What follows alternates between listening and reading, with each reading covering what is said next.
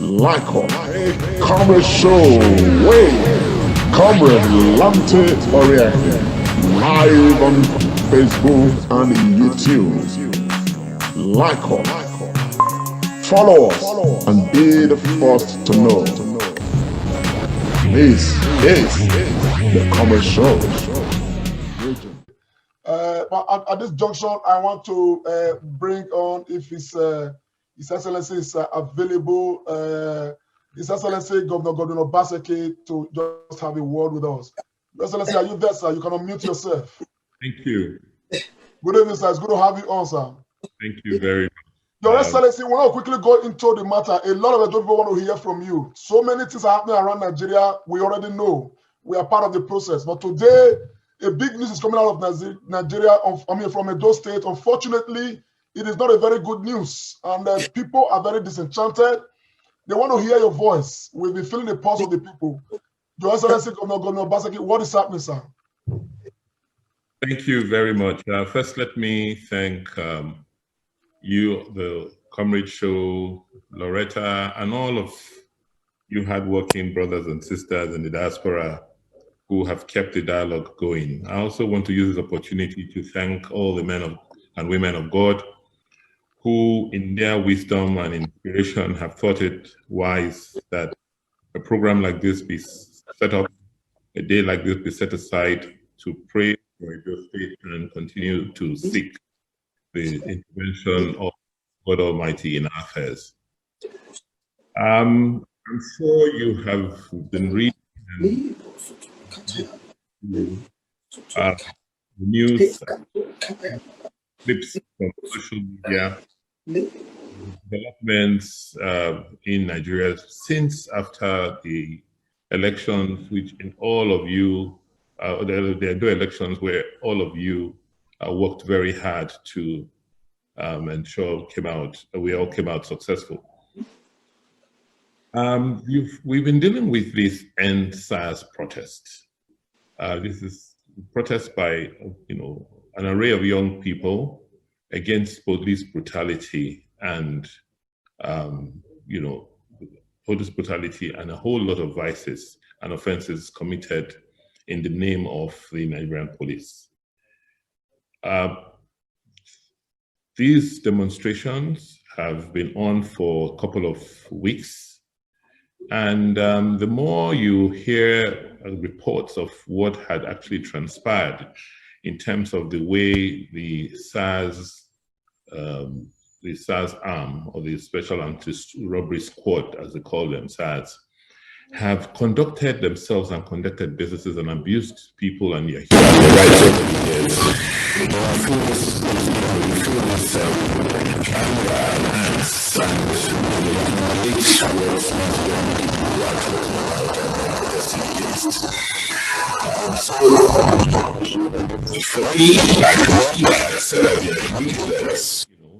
Something very, very wrong had gone on for close up to a decade in the country. And therefore, the protests were calling, on the authorities to undertake fundamental reforms in the police as a whole, and also bring those people who have perpetrated these crimes to justice. I believe is justified, and I still believe so.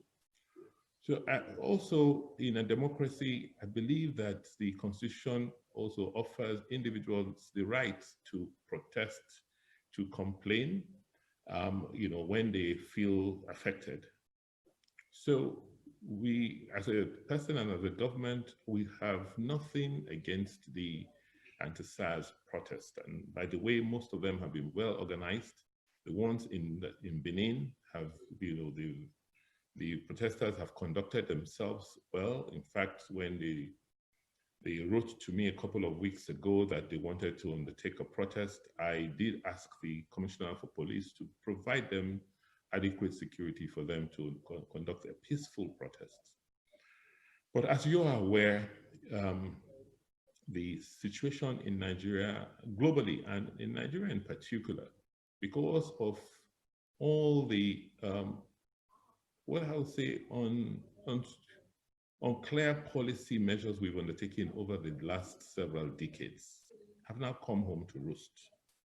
With COVID-19, where the bulk of, for the bulk of this year, people haven't worked, people haven't earned income, people haven't undertaken the normal economic activities, a lot of people have had to be laid off. You can imagine the social tension and stress which it has now created across the board, particularly in a state like Edo, where a lot of young people over the years have not been properly educated, and the economic policies have not created a growth of businesses of the private sector. So you have a large pool of unemployed and sometimes unemployable young men and women who, who out of no fault of theirs, need to be accommodated. And so with the NSAS protests going on, it then metamorphosed into other forms of protests. And some of them, unfortunately, were just not well uncontrollable. I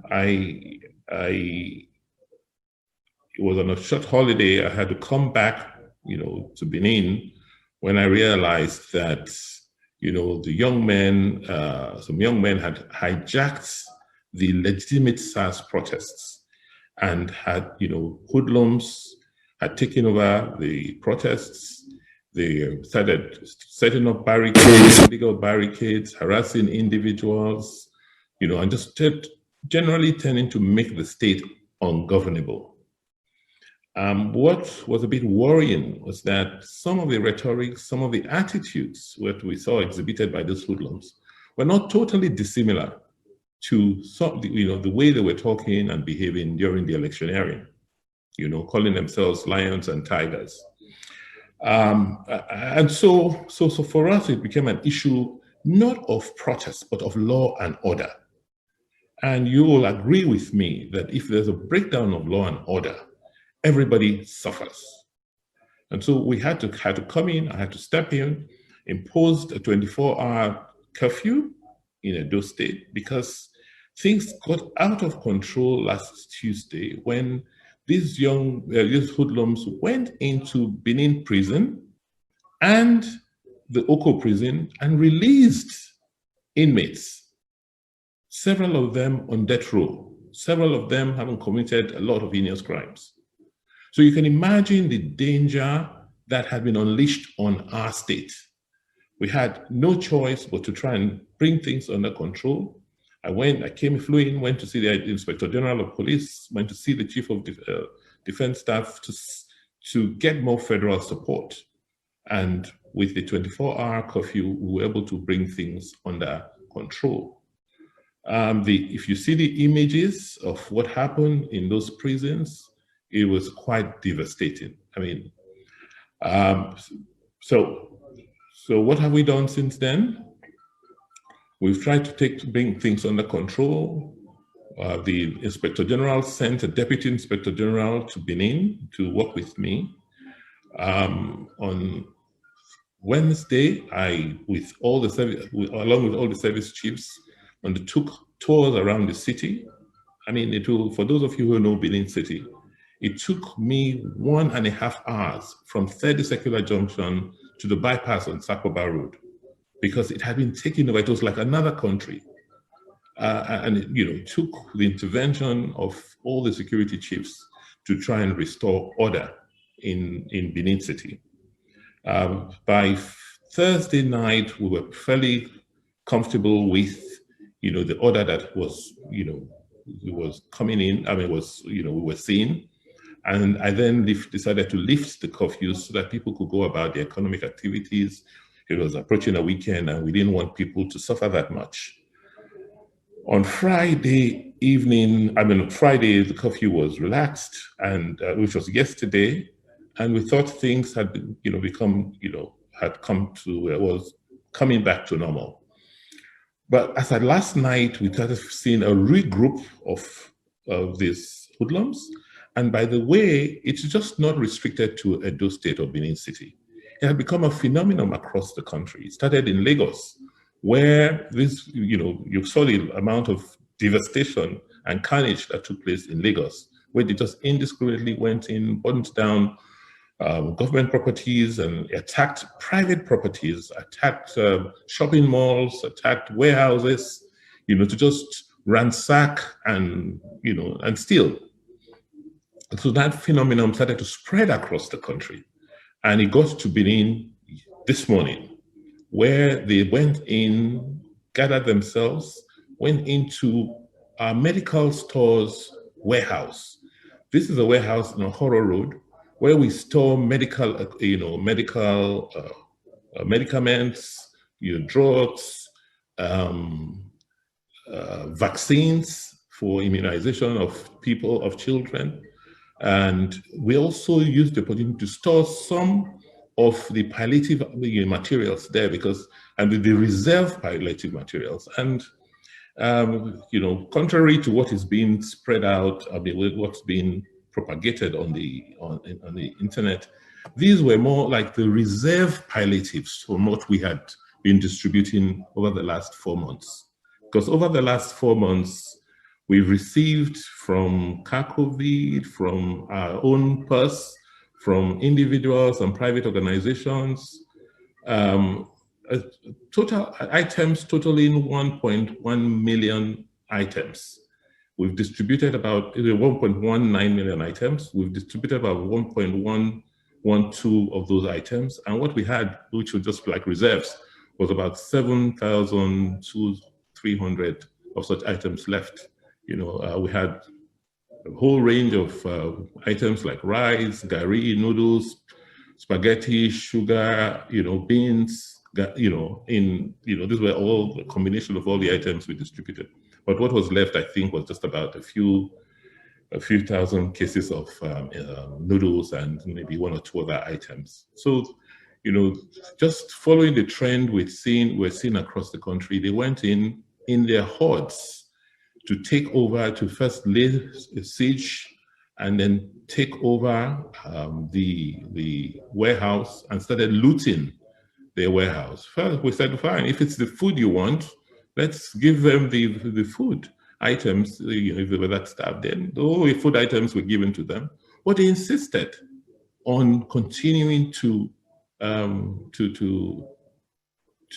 steal all the other items, the drugs with which we stock our hospitals, and it was really unfortunate that we tried not to use minimal force, tried to appeal, but you can tell that these were just hoodlums who were not interested in the progress of their society.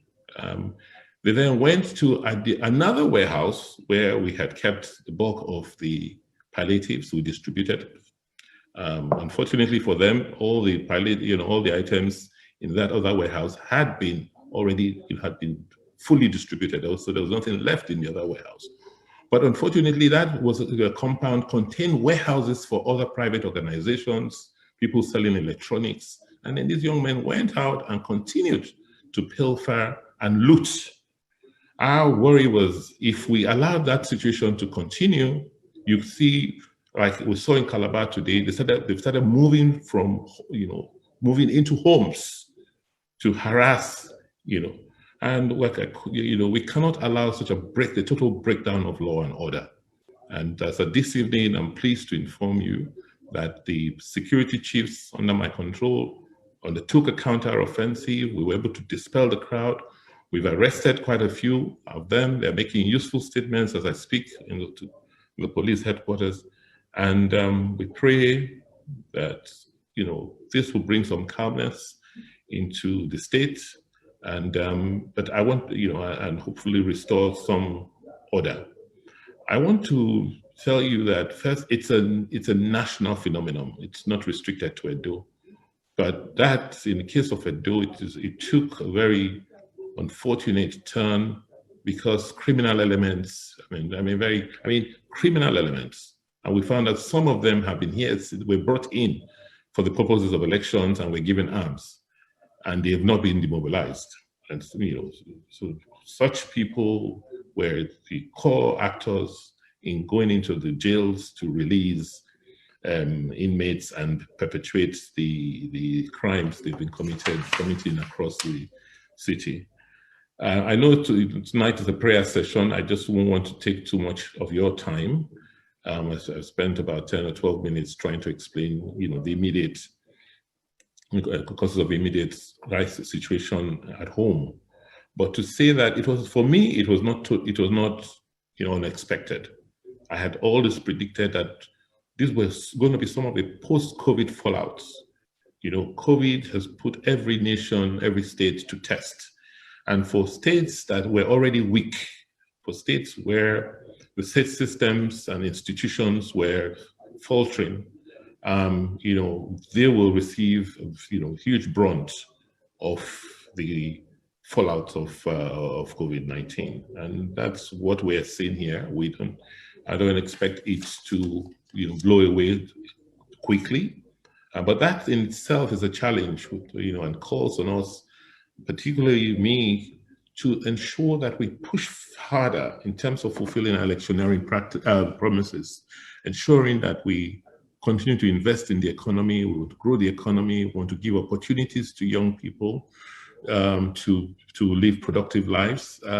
These are all challenges of development, and I can assure you that as governor, with God on our side, this too will pass. Thank you very much. Thank you very much, Your Excellency. As always, it's always good to have you talk to Edo people. But just before you leave us, I just want to ask one last one, because the system right now is quite fragile as it is. Sir, do we still have in Edo State any other warehouse that has got palliatives that the Edo people need to know? And if there are, what are the plans of government going forward? We don't have any. Like I said to you, in terms of, we started distributing, purchasing and distributing palliatives. We as a state don't spend our own money since July, I think, June, July. And even all through, before the elections, through the elections, we distributed quite a lot. And as I said, out of 1,119,627 items, we only have about 7,000 left. And that was what was looted. Thank you very much, Your Excellency. Thank you so much. I am glad that I can tell you that we've got over 2,500 people right now watching us live on Facebook alone, and which means that this news is going to go far. It's important. This had to happen on this day. Immediately, this whole thing is happening, and His Excellency has come on to clear the air. For those who are making speculations, please, we want to appeal to you, particularly for the Edo youths at home. We want to appeal to you. Let us do our best to ensure that we keep the sanctity of our states. Let me also say that, you see, these, I won't say protests, these, the reactions you're seeing is a very, very carefully planned and orchestrated reaction to bring the government down. And as you'll see, I believe right now at the police headquarters where they are interrogating, when the police finally dispersed some of the crowd this evening, they found about 8 people inside the warehouse already with phones, calling people outside, giving messages. So these are just not random reactions. And this whole spin you find on the internet is also part of the strategy to discredit government, to create a sense of fear, of hatred, to justify the crimes they continue to commit. So please try and understand, this is very well thought out, very well planned attack on the state.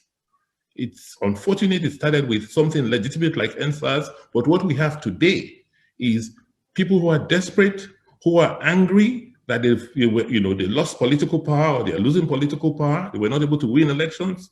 This is a fight back by the lions and tigers and their sponsors in Edo. Thank you very much, Your Excellency.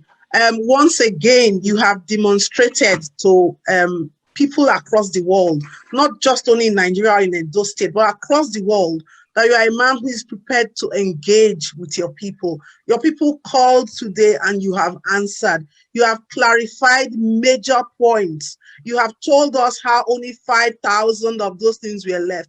Even in the UK, in America, and in Canada, people do have rescue or emergency supplies left in warehouses for times that are unprecedented. As a doctor, a public health physician, I know we have been expecting a second wave of COVID. If I was governor, and my team would be very, very unreliable and not on the point if I gave out every single palliative, knowing that a second wave may arise. So it was only clear that we prepare for the rainy day. And 5,000 from 1 million, that is more or less not a number to worry too much about. However, for our people out there right now, the governor has spoken to us. He don't talk and he don't tell us or time.